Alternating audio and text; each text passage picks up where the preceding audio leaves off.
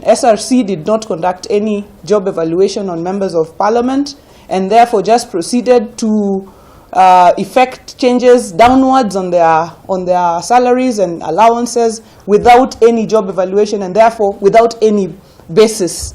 It is especially unfair to deny members something as basic as a car grant without providing for any other ways where how members will conduct their responsibilities. A member we know has 2 workstations. One is in their constituency and the other is in parliament here at the national level.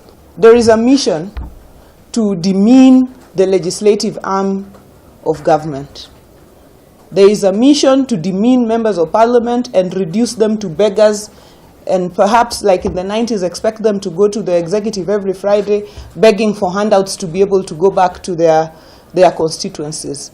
And this will not happen under our watch at the Parliamentary Service Commission. Members will not be reduced to beggars as we look on, since the Parliamentary Service Commission has the responsibility to take care of the welfare of members of Parliament.